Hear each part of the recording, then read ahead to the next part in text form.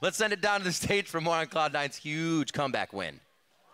Thank you very much, Rav. Yes, I'm here with Balls after a massive, massive Gangplank game. There's a crowd cheering for you. So talk to me about this game, because first pick Kog'Maw, first one of NA here. What were you thinking? I don't know what we were thinking. Holy, Kog'Maw was so scary late game. I was not sure if we were gonna win that game after that, but we pulled it back after. So talk to me about your pick then. Coming in with Gangplank, you had a lane advantage over Poppy, and then you had to get on a Kog'Maw into the team. It was your job to kill him. How do you approach the fights, like, even like 15 seconds before they start? Like, how do you make sure you're gonna get that damage in? Well, since Kog'Maw only has Flash, right? He has no other mobility. If we burn Flash, then it's guaranteed that we can probably catch Kog'Maw off if we play it really slow. And since we have a lot of globals like Gangplank ult and TF ulti, it's if I get a barrel off and going full damage, of course, we might be able to kill Kog'Maw. Yeah, so then your entire draft had to be centered at least somewhat around getting to that Kog'Maw, right? The double globals you're talking about, TF and you. So it felt like you guys were prepared to go for this. Halfway through, you're getting some buyer's remorse, like maybe this was the wrong idea after all. Yeah, it's just a trade for a trade, and I guess it turned out well for now.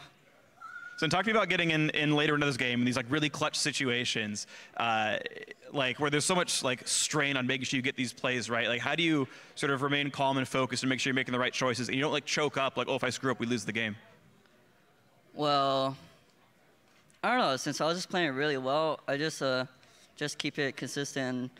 If I don't have Flash, play safe, play it slowly. If I have a barrel, and we can win. And of course, yeah, that worked out really well. So then talk to me then about C9 in the future here. Back up to second place here after that win over TSM. Is this going to keep going? Are you guys going to like take that spot? You're going to get top 2. You guys going to win the playoffs? You're going to go to MSI? What's this near future for C9 going to be?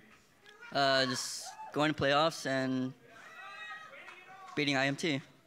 All right, it's going to happen. So then final question for you. In order to beat Immortals, of course, your entire team has to do well. And I want to talk to you about you as a player specifically. For the last like 5 months or so, like right before Worlds, you're getting a lot of flack as a player, the whole Diamond 2 meme and everything. And you hard carried this game up against TSM. So what's your journey been like of like shrugging off the criticism and just playing this well? I mean, criticism doesn't really, or like all the comments, I don't really care, so it's whatever. You just play the game and it worked out. Balls, thank you very much. Congratulations on the win. Gonna throw it down to the analyst desk.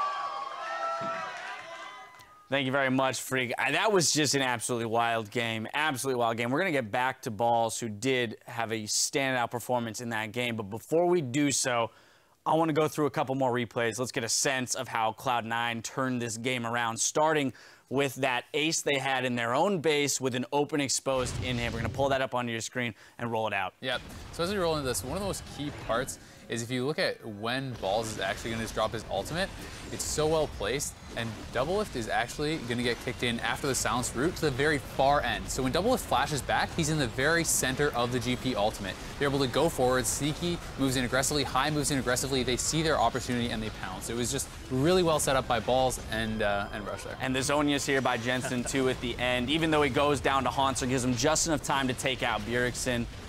Huge, huge fight for Cloud9. Yeah, that showed the team fight prowess that they have, because the silence into the root, and then immediately Rush is like, I see this opportunity, cues in, gets the kickback, and the kickback made the huge difference in that fight. Yeah. That was the turning point. For 38 minutes in the game, we were sitting here going, what needs to happen is they need to find a way to get to that Kog'Maw. Yeah. The only tool they really have to do that is a GP ult and a Lee Sin kick. We finally saw those two abilities work in combo with each other to great effect. Now I want to fast forward, not, a minute or two later into the game, where we find yet another fight that goes in favor of Cloud9. This is in the mid lane, off of a Rush face check into a Fnatic brush set up by TSM. We're going to get that up on your screens. And yet again, a very effective fight by Cloud9. I actually think that this is mildly planned, because why would you place a barrel there for no reason? They want to fight. They know that TSM is in that brush, and then they check it with Rush, who has GA. He's getting all of these Soraka heals, and that barrel is still sitting there. Nobody's attacked it. Doublelift now has to peel back.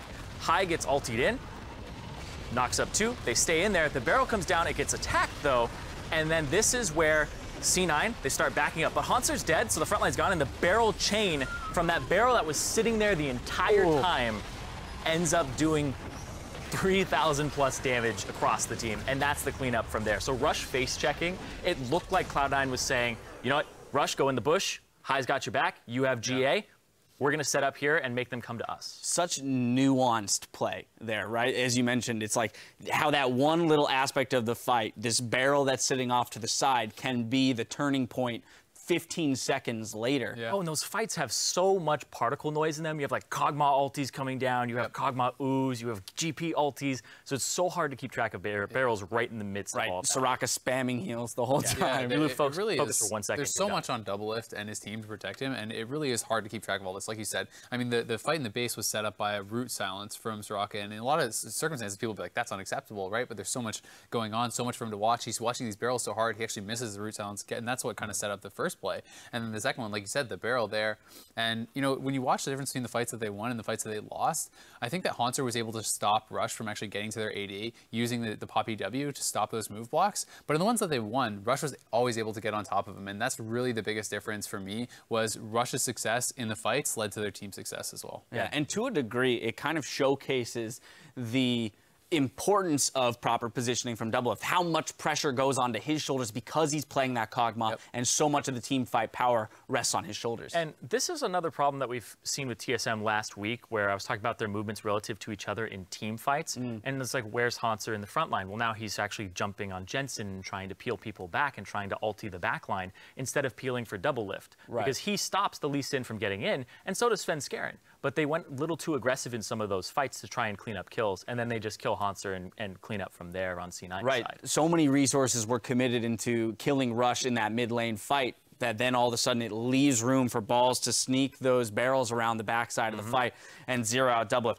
This is where I now want to return to the interview that we just saw with Balls, where Balls said this was a trade we were willing to take, right? This was something that was set up in Champions. Like, they gave away the Kog'Maw, and the price Cloud9 puts on Kog'Maw is a Kalista GP. And I kind of want to get your guys' sense. Obviously, it worked out here, but it definitely was a sketchy situation for them for a period of time. I mean, Balls went huge this game. I'll see what he's like, you know, I played pretty well. You know, like 500 plus CS. You know, he's absolutely crushing the team. He was massively ahead in the top lane. His top lane advantage is what enabled them to stay in the game because of the threat of the Gangplank once they had lost a couple fights. You know, normally at that point in the game when Kog'Maw gets those few kills, they're just going to roll over the enemy team. But they have to be so scared of one of these barrel crits, as we saw in the fight that Zyrene was going over.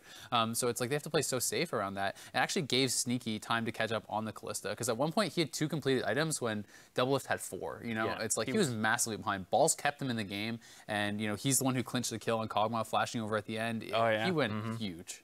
Yeah, and I think that this draft, just overall, the Gangplank having to deliver and the players of C9 having those little nuanced portions of the fight is actually extraordinarily important. Because in order to catch the Kog'Maw with this composition, you're throwing in the Soraka, which is a little risky, and trying to use the E for the root, but the GP ulti will allow the root to go off because you have the slow. But this is just something where you're sitting there going, well, this is kind of pretty big in terms of expectations. Kog'Maw's going to get a QSS, so Twisted Fate is hard to reach with.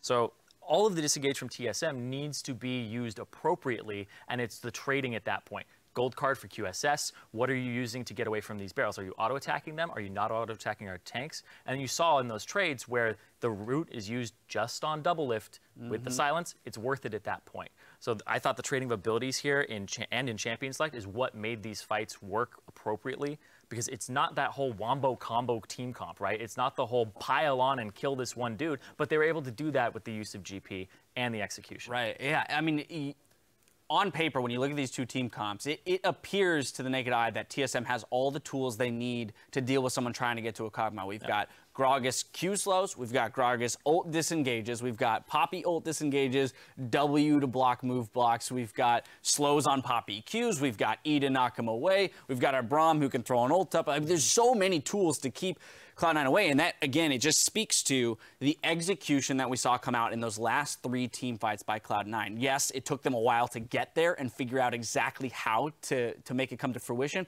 but they did it. They executed properly. They snagged a very necessary win for them to compete for that top 2 spot in the NALCS. Coming up next, we'll see if CLG can take their own slice of 2nd place or if Team Impulse will catch Liquid in the standings. Don't go anywhere. There's more LCS action right after this.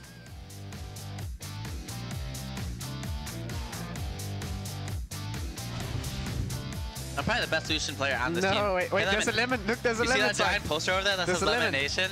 Oh, sweet. What's it say? Slay me. Slay me. Slay me? Jesus Christ.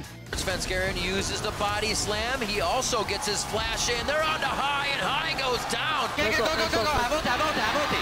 Fight. I ulted you. Go. Yeah. You're good. I got you, buddy. Nice. Go slow. Go slow, flash. What's up, Jet? Keep going. Take the guitar. Hold 15. It's on to Yellowstar.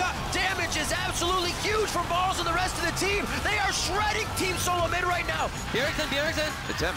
Oh, wait, it's Up. Kill him. Nice, it's only Poppy. Double lift, he's getting too close. As soon as Svenskeren and Yellowstar went in, that was it. 20 to 26, 46 minutes in. Cloud9 take down TSM.